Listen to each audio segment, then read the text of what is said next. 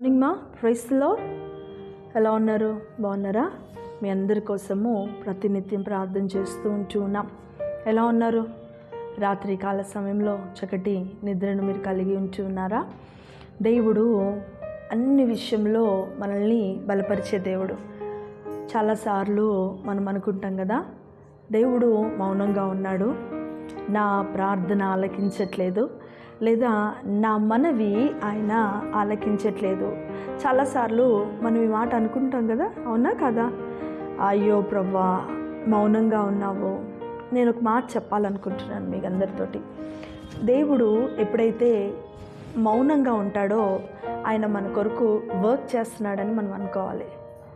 ఎప్పుడైతే ఆయన మౌనంగా ఉంటాడో ఆయన మన కొరకు పనిచేస్తున్నాడని మనం అనుకోవాలి.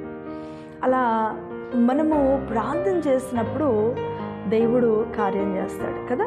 ఆయన ఆలస్యం చేస్తాడు, కానీ అలక్ష్యం మాత్రం మన జీవితంలో చేయడు.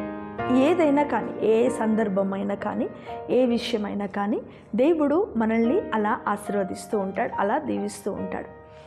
ఇక నుండి ఇలాంటి కొన్ని ఆదరణ మాటలు మనం వినిన తర్వాత ఒక వాక్యంలోనికి మనం వెళ్దాం. దేవుని యొక్క ప్రేరేపణ బట్టి, దేవుడు మనకిచ్చినటువంటి ఆలోచనను బట్టి మనము ముందుకు వెళ్తూ ఉంటాం.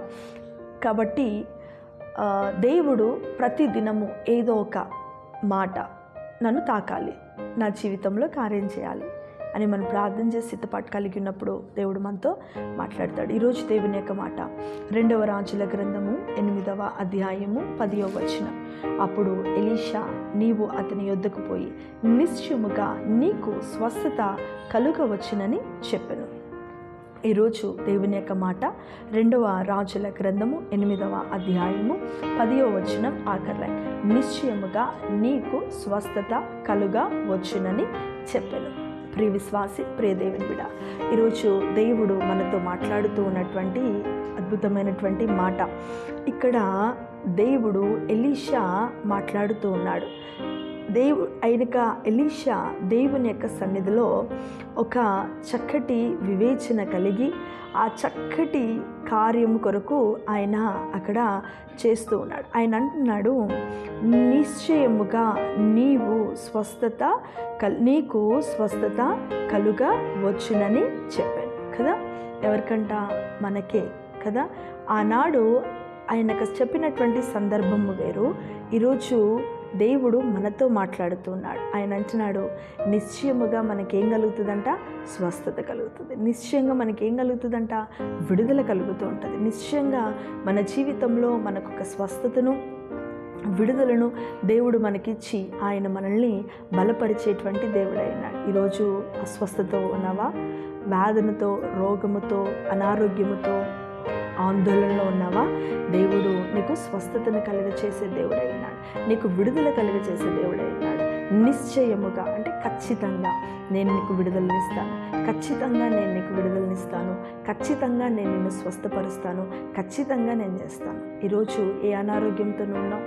నీరసంగా ఉందా? బలహీనంగా ఉన్నావా? లేవలేని స్థితిలో ఉన్నావా? ఇంకా వేరే బలహీనతలు నీ జీవితంలో, నీ శరీరంలో ఉంటూ ఉన్నాయా?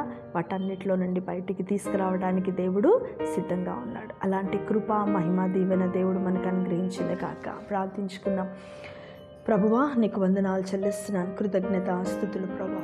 ఈ ఉదయకాల సమయంలో నీ వైపు మేము చూస్తున్నాం అయ్యా. నీ సన్నిధిని, ప్రసన్నతను మా పెంచేదేవా. నిశ్చయముగా నేను నీకు స్వస్థతను కలుగచేస్తానని చెప్పావు ప్రభా. నిశ్చయముగా నువ్వు నాకు విడుదలను కలుగచేస్తానన్నా ప్రభా. ఏ బిడైతే అనారోగ్యంలో ఉందో, ఏ బిడైతే స్వస్థత కొరకు ప్రార్థన చేస్తుందో, యేసు నామంన ఆవిడకు స్వస్థత కలుగును కాక అని ప్రార్థిస్తున్నా. ఆవిడకు చక్కటి ఆరోగ్యం నుంచి, దీవెనిచ్చి నడిపించమని, ఈ వాక్యం వింటున్న ప్రతి ఒక్క బిడ్డల జీవితంలో నీవి అద్భుతమైనటువంటి కార్యం జరిగించి సహాయం చేయమని మా ప్రభువును, ప్రియరక్షకుడినైన యేసుక్రీస్తు పరిశుద్ధ నామమున ఈ ప్రార్థన నీకు మేము సమర్పిస్తున్నాం తండ్రి. ఆమేన్. Praise Lord. అందరికీ దేవుడు మిమ్మల్ని, మీ కుటుంబాలను దీవించుగాక.